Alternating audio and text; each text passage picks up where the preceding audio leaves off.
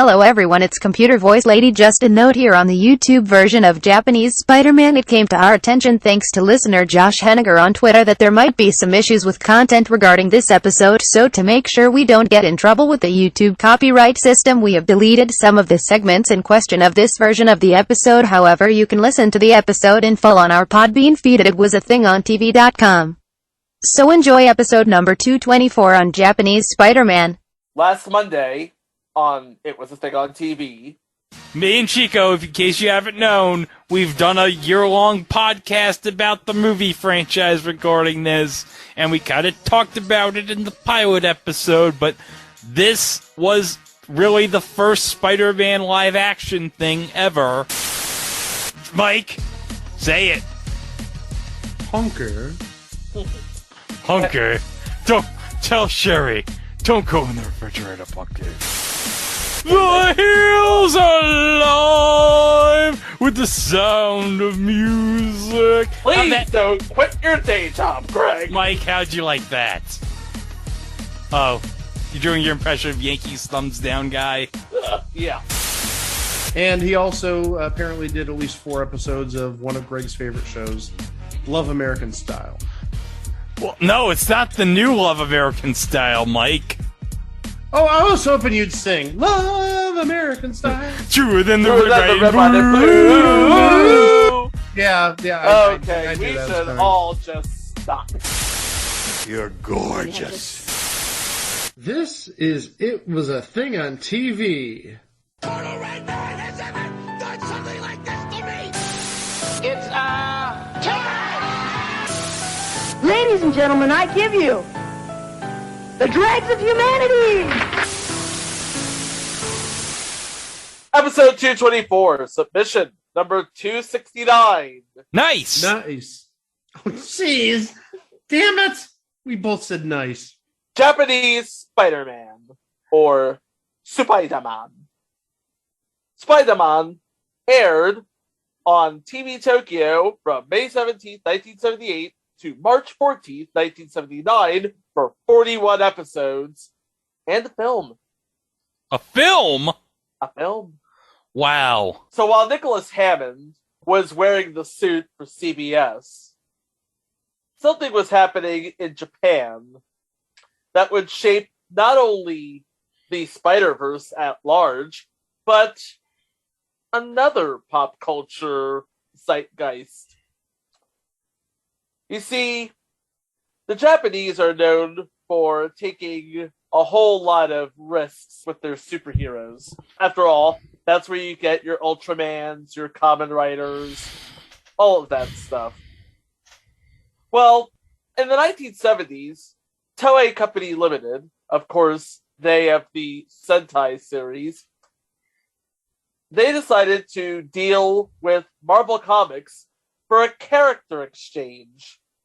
Sort of a bit of a character exchange. Marvel would get the character rights to any of Toei's characters, and Toei would get the character rights to any of Marvel's characters.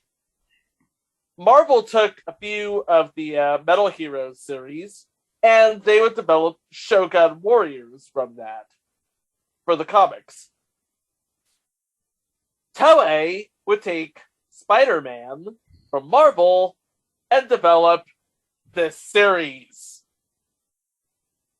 And if you think it's all about a guy who gets bitten by a spider thanks to a lab accident, Oh no, that does not happen in this series. that does not at all happen. Nope. What I'm about to read is the official logline for what happens on this particular version of Spider-Man. Okay, Mike, you're paying attention to this. Okay, I'm alert. Let's see. All right, this is from Truth by Consensus Wikipedia.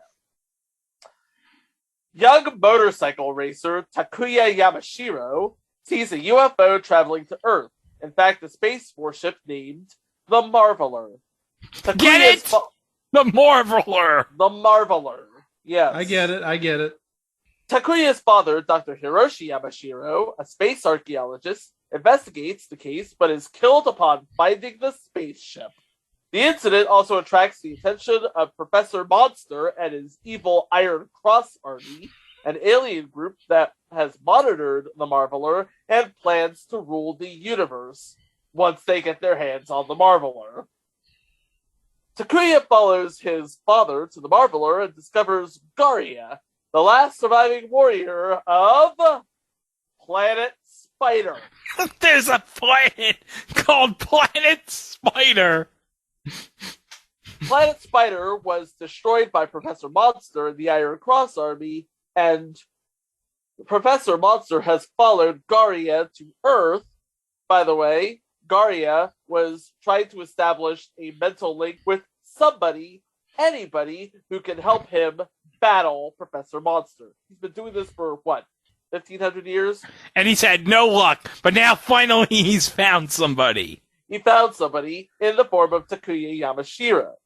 But thanks to dealing with the Iron Cross Army, Takuya is gravely injured. Oh no! Uh-oh. Garia explains that while Takuya is laying there, almost dead, that he was hunting Professor Monster, but now needs somebody to carry on the fight. To save his life, and also because he was the only one who could hear Garia, he injects Takuya with some of his own blood using a device called, if I can get the name right here, a spider bracelet. A spider.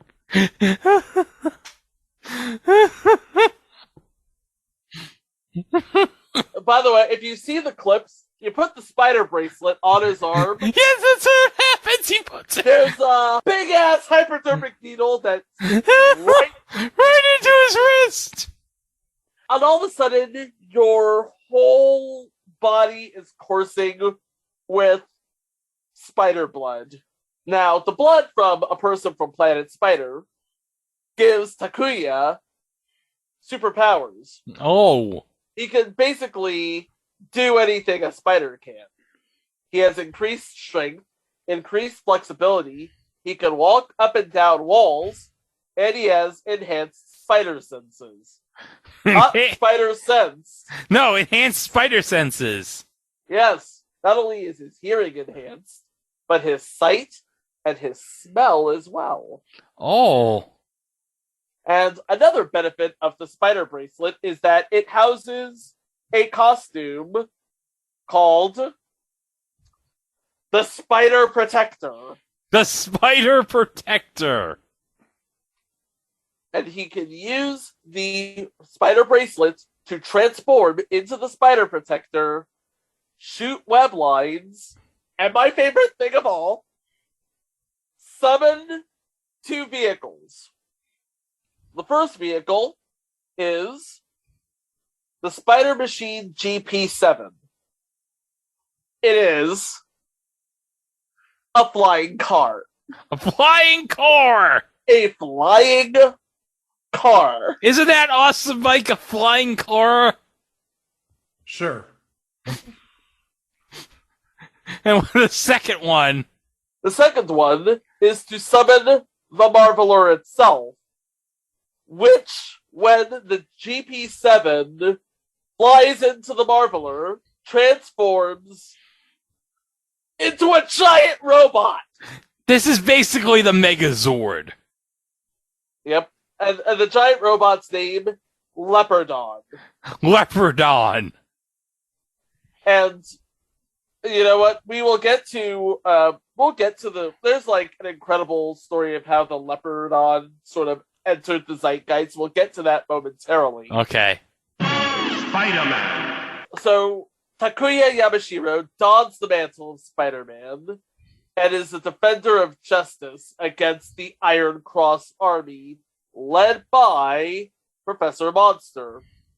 He is responsible for the destruction of Planet Spider, and 400 years later, seeks to conquer the Earth as well. The blood of other life forms serves as the source of his immortality. I got a question. If you're a professor, why would you go by the name Professor Monster?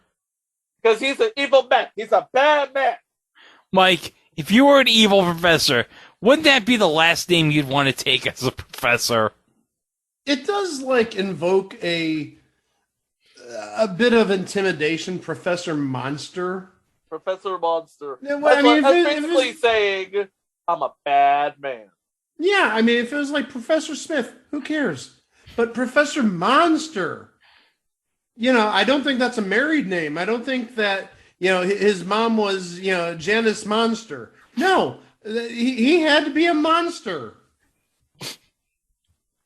And Professor Monster's major domo is a commander by the name of Amazonas.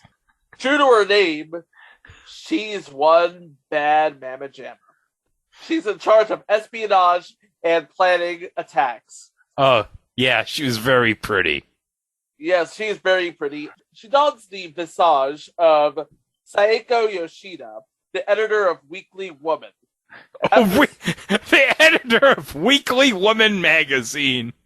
Yeah. Spider-Man sees through her true identity. She disappears from the job, and Weekly Woman is discontinued shortly afterwards. Oh, that's a shame because of this one evil woman. The magazine's discontinued. Although she suspects that Takuya is really Spider-Man, she's unable to prove it without a doubt until the final episode. Is this like a Batman Catwoman thing? This is a Batman Catwoman thing. So basically they just want to each other, kinda. Kinda, sorta.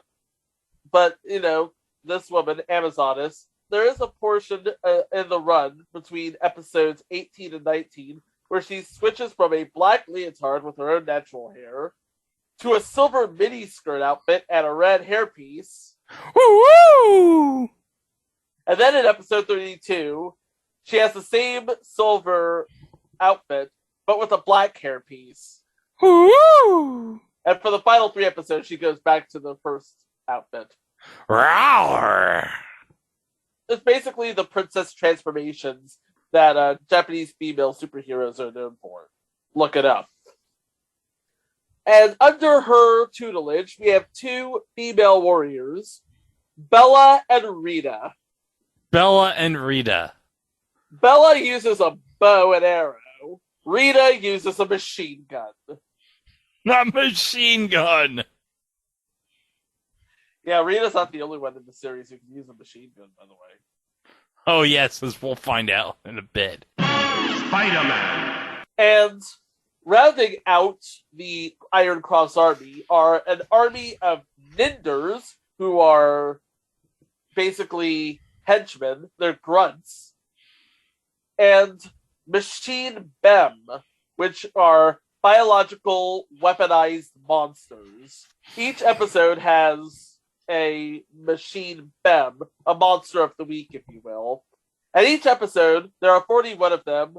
We're not going to spend a whole lot of time talking about them because, well, there are 41 of them. Yeah, and we don't want to be here all night recording this. Yeah, and here's the thing. They all follow sort of the similar vein. We start with a slice of life, then the Iron Cross sends down a monster. Takuya finds the monster, transforms into Spider-Man, fights the monster, monster grows, Takuya summons Leopardon, and then throws the giant sword at Leopardon. By the way, this guy's sword, Leopardon's sword, perhaps the strongest weapon in the universe.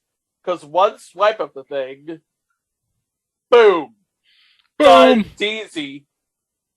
That's it. Game over, man. Game over. And aside from the sword, he also has eye beams and some sort of boomerang thing on top of his head that he throws. Now, this production was basically, it was treated as a joke for a while, but, if you're a big fan of Japanese superhero television, like I am, it's actually pretty well done for its time and all things considered. First of all, the Leopardon suit.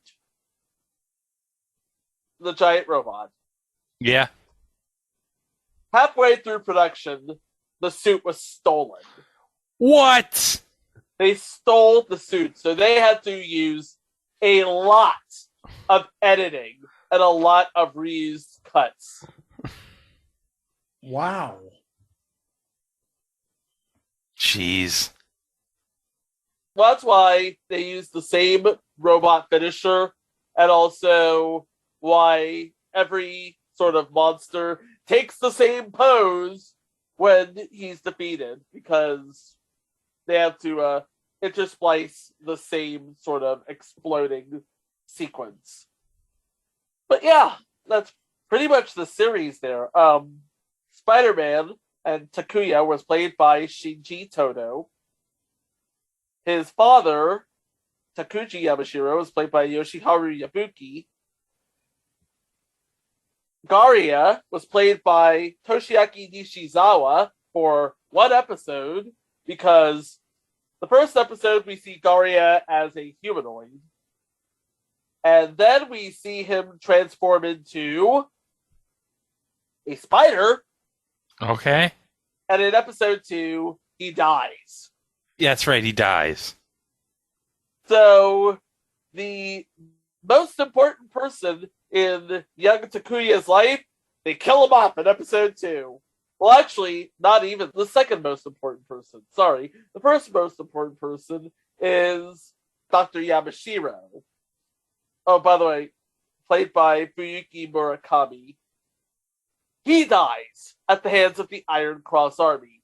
And much like Uncle Ben and Peter, oh god. This is probably where Tobey Maguire got the idea for the crying Spider-Man thing from. Oh, the scene where Uncle Ben dies in the first Spider-Man movie. Uh-huh. Oh, yeah, I know what you're talking about. Nowhere do we hear anything about great power and great responsibility, because all young Takuya wants is revenge. Oh. He wants to avenge both Garia and Dr. Yamashiro. And he spends 41 episodes and a film trying to do just that. Just that. And he eventually fights Professor Monster, who grows into Big Monster. A big monster! Big Monster, that's his name. Big Monster. Can you imagine that, Mike? What an imaginative name that is. Big Monster. Really, given like all the character names in this series, I can't say I'm surprised. Yeah. And in the episode, The Heroes Shining Hot Blood, it makes sense in the original Japanese. The Heroes Shining Hot Blood. He finally fights Big Monster. Needless to say, as big of a monster as Professor Monster becomes, he is no match for Leopardon's sword. Spider-Man. The monster, he dead. Monster is dead. He dead. The monster is dead, and Leopardon stands triumphant. Yay. And normally, that would be it, because Marvel and Toei are still owed each other's works for 2 more years, and in those 2 years, we get... I originally said this was Metal Heroes. No, there was a bunch of anime series. Dan Gardace, Robo Combatler 5. They become Shogun Warriors in America. And Toei takes the Captain America sort of... They couldn't really use the Captain America character in Japan for reasons. No, they couldn't. Because reasons. But they did take the trope and created sort of a Japanese Captain America, and he was the leader of an elite battle force called Battle Fever J. Oh! Hey, wait a minute. Isn't Battle Fever J, Chico, part of Super Sentai? Not only is it part of Super Sentai, but before they retconned Himitsu Sentai Go Ranger and Jakku Dengekitai, it was classified as the first Super Sentai. And do you know what makes a Sentai a Super Sentai? How? The giant robot. So really, we have Spider-Man to thank for Super Sentai. Yes. Spider-Man was the very first tokusatsu series from Toei to use a giant robot. And it worked so well that they incorporated it into the Sentai team that came after Jack Q, and that became Battle Fever J, and Battle Fever J became the first Super Sentai. So, while Stan Lee was not a fan of CBS's Spider-Man, Oh, he loved this. he loved this. According to an interview, he praised the show for its special effects and its stunt work, especially the fluid, spider-like movement of the character himself. And the stunt work with the climbing was way more amazing than on the CBS series. Yeah, so you could actually see Spidey turn on a dime when he's climbing up a building. Yep. And you can see that, well, actually, you can see an obvious wire work in the American show. But in the Japanese show, it wasn't really that visible. It was fluid. It was dynamic. Yeah. And sometimes the person would actually be climbing, which is scary as hell. But we have to talk about a few things that made this show distinctively Japanese. First is the robot. The robot. Yes. When Marvel optioned Spider-Man to TV Tokyo, they weren't sure about the addition of Leopardon. But TV Tokyo and Toei explains that we need the robot to attract younger viewers. So they kept the robot became a hit, and people were trying to get their hands on their very own Leopardon. Which, if you are of an enterprising sort, is still out there. And in fact, if I can, switch gears for a bit, have you ever read Ready Player One? Or yes, I do know of the original book. Yeah, isn't he because in the movie version it's the Iron Giant, but it replaced the robot from the Japanese Spider-Man because that's the Iron Giant, if I'm not mistaken, right? You are absolutely 100% correct, Greg. In Ernest Cline's original book, it was Leopardon, not the Iron Giant. Spider-Man. And another sort of thing that makes this sort of uniquely Japanese, Spider-Man became really popular to the point where somebody wrote a song about him. Oh, really? Yeah. It was called... What was this called? Oh, Jesus. Oh, God. I'm trying to say this with a straight face, and I just can't. It was called The Spider-Man Boogie. The Spider...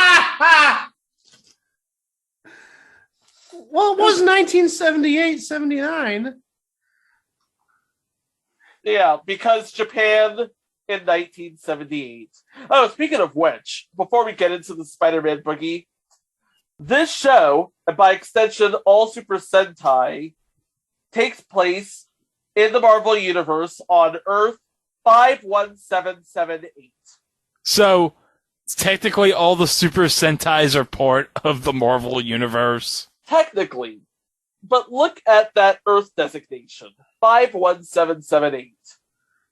Okay. Oh, is that the date of the premiere? That was the date of the premiere, May 17th, 1978. Oh. Oh, clever. Yeah. Okay.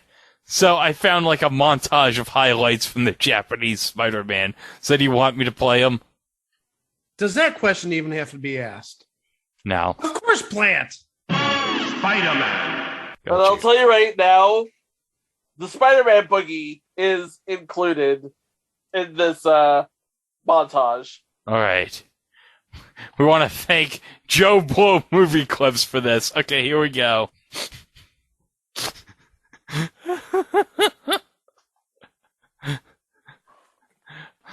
Oh my god.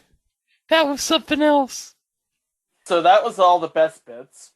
Now, Marvel actually put the show on its website for a time in the last 5 or so years, but have since taken them down. An enterprising sort has downloaded all of the episodes and put them on YouTube. Yes. So if you look up Japanese Spider-Man, you'll find a playlist of 41 episodes and the movie. Awesome. Thanks. Spider-Man. But we're not done yet. Because they actually put Leopardon and Japanese Spider-Man in the comics. It's sort of like, there was the first mention of the Spider-Verse, where you have a whole lot of Spider-Man and Spider-Man alternates. Yeah. I mean, you got your familiar names, you got your regular Spider-Mans, you got your Spider-Man Noirs, you got your alternate Earths, you got your Spider-Man 2099s, you got your, our favorite, Peter Porker, Spider-Ham. But yeah, Japanese Spider-Man was among the many Spider-Man. Yeah, and Spider-Man 2099 used his mechanical know-how to repair an incapacitated Leopardon. So, that was basically trial by fire as far as that is concerned. And best of all, recently it's been announced that Japanese Spider-Man is going to be part of the upcoming Spider-Man Across the Spider-Verse, the animated sequel to Spider-Man Into the Spider-Verse. Of course, Spider-Man Across the Spider-Verse Part 1. That's right, Part 1, because Part 2 is going to be in 2023. They just announced it's going to be a two-parter. Yep. They're Harry Pottering this. Well, Sony needs to make some extra money with the Spider-Man franchise. I mean, I think they've already announced another trilogy with Tom Holland. They got the Venom movies making money, and I think they're working on the Kraven the Hunter movie, so it's like, well, we're Sony. We gotta make some more money off this franchise. And also, Disney Plus has a documentary about the Japanese Spider-Man on the Marvel 616 series that is currently available in the Marvel section on Disney Plus right now. Very good documentary. Highly suggest you check it out after you listen to this episode. Now, I have to mention this because we talked about the movie.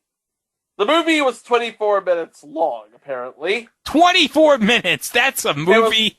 You know what? What America calls a movie and what Japan calls a movie, different things. The plot of the 1978 Spider-Man movie, which takes place between episodes 10, To the Flaming Hell, See the Tears of the Snake Woman, and episodes 11, Professor Monster's Ultra Poisoning.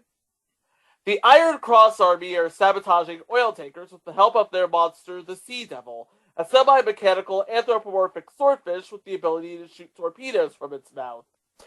Spider-Man employs the help of the Interpol agent Juzo Mamiya to help him stop the Iron Cross Army. Spider-Man uses his remote-controlled Marveler to prevent the Sea Devil from bombing an industrial complex by making its missiles explode in the air. After that, the monster's master makes it grow giant, and Spider-Man has to use his Marveler to transform into a giant mech to fight the monster. After they exchange blows, Spider-Man uses the mech's giant sword to disintegrate the Sea Devil. So basically, it's a theatrically released episode. Wow. Wow, indeed. Now, it was released in some non-American territories, but like the rest of the series, the film was made available for streaming on Marvel's official website in 2009, which was listed as Episode 0. But again, that's one of the 42 episodes put on YouTube by some enterprising sort. And thanks, I guess? Spider-Man. And guys, believe it or not, we're going to be playing a little bit of eBay Price is Right. Oh? Who? Oh, yeah, hit the music.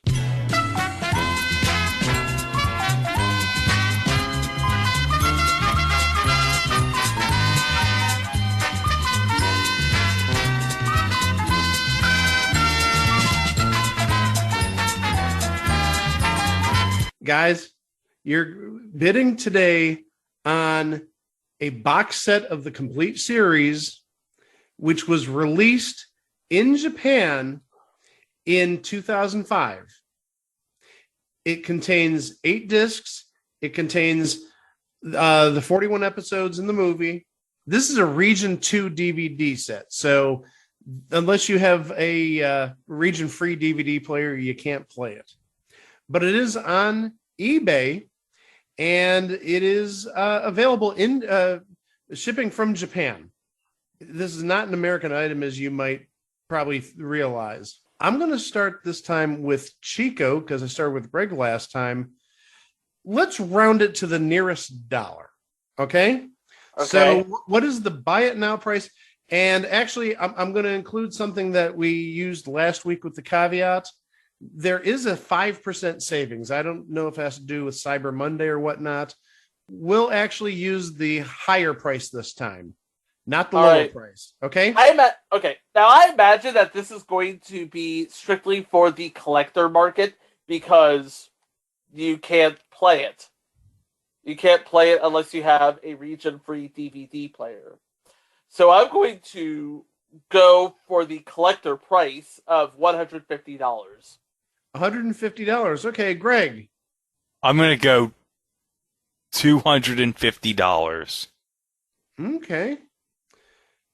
Well, guys, if you want this DVD set from 2005, Region 2, the buy it now price that I have without the 5% savings, right? I'm going to round it to the nearest dollar.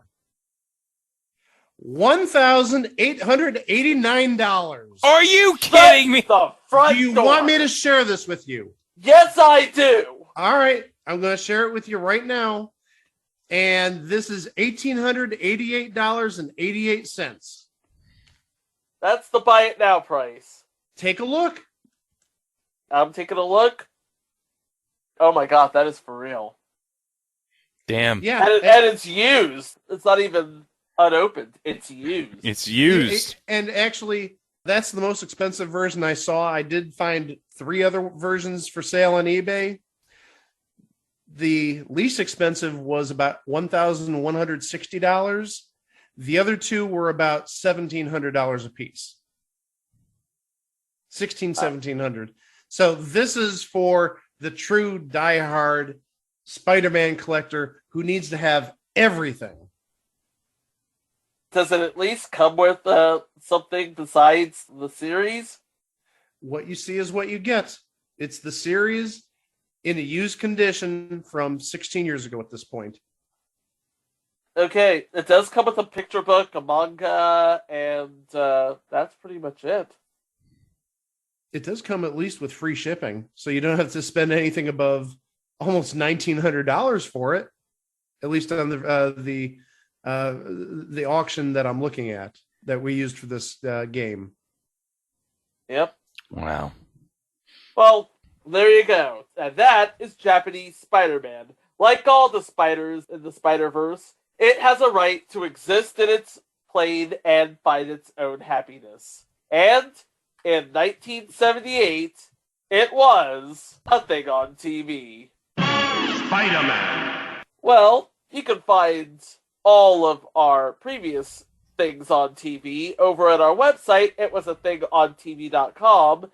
Don't forget to follow us on all the social medias at It Was a Thing on TV, except for Facebook, where you can follow us at It Was a Thing on TV podcast. That's the important bit. That's the important bit. But okay, also, it's probably up on Place to Be Nation Pop right about now, but in case it's not, it will be on our Podbean feed this coming Wednesday. The final conclusion to the run of episodes we've done on Into the Spidey Movieverse leading up to No Way Home, Chico. On Wednesday, on our Podbean feed, we talk about Far From Home. Yep. Where we talk about Spider-Man going to Europe and encountering the person who was the inspiration for the song All Too Well by Taylor Swift. That's Jake Gyllenhaal, by the way. But in the meantime, not only are we available for streaming wherever fine podcasts can be streamed, we are also available on YouTube. Don't forget to subscribe, hit the bell, Spider-Man. and make sure that you are up to date on all of our entries, including the ones we have planned for next week's shows. It's Christmas. What can I say? Yeah, it's Christmas, so we're going to go back to the Christmas theme in the next 2 weeks. So, next week, we're covering a Rankin Bass classic? Maybe? No, it's not a classic. No. But, It's not even remotely classic. no. But the second entry, we're going to be covering an entry of one of our favorites. As a matter of fact, guys, I'm sorry, Tom Holland and Yaya, but in honor of our second subject, all right, I'm going to move out of the way, guys. Enjoy this.